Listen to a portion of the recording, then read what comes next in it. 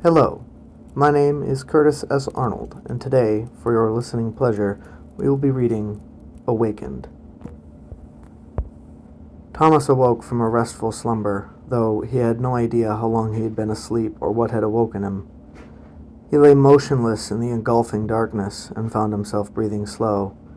Suddenly, there was a loud thud above him. His eyes darted upward, but the lack of light made this task difficult, and he was unable to see where the sound had emanated. Again, another thud came, and this time Thomas could feel something sprinkling onto his face, raining down from above him. He lay still in his position, and slowly his fingers began to move around on his hands. His feet twitched slightly as he found himself coming out of the grips of his rest. There was an anger deep in his stomach that seemed to come from nowhere. There was the sound again. Thomas became suddenly aware of his arms, and when he realized that they were folded across his chest, he picked them up. They smacked into something hard above him, and more dirt sprinkled down onto his face. He spit it out and turned his head, which knocked against something as well. He opened his eyes again, but the space around him was still absent of light. He felt around him with his hands. There were a few inches on either side of him, and less than that above him. He ran his fingertips along the surface and felt a sharp stabbing pain in his index finger. He felt around in the darkness and removed a thin sliver from his skin. He knocked hard on the wood above him, and he heard a faint shouting sound, followed by a slam and dirt sprinkling into his mouth for the third time. Thomas tried to shout, but his voice was absent from his chest, and instead he muttered a hoarse groan. The sound suddenly ceased.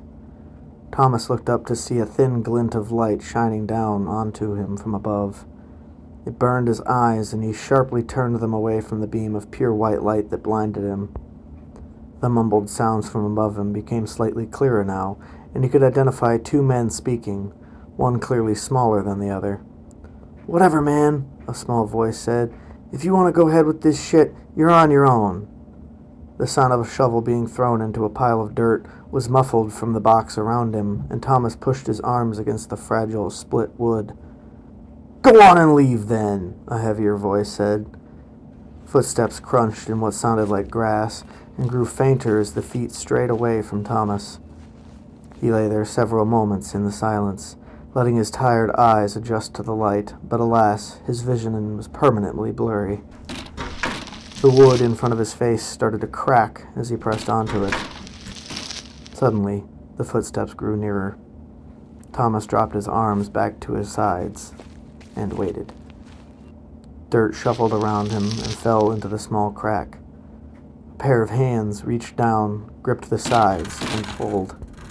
Simultaneously, the wood fell away from the cheap coffin, and Thomas looked up to see the blurry outline of a man wearing black clothes standing wide-legged above him. Thomas lay still for a moment.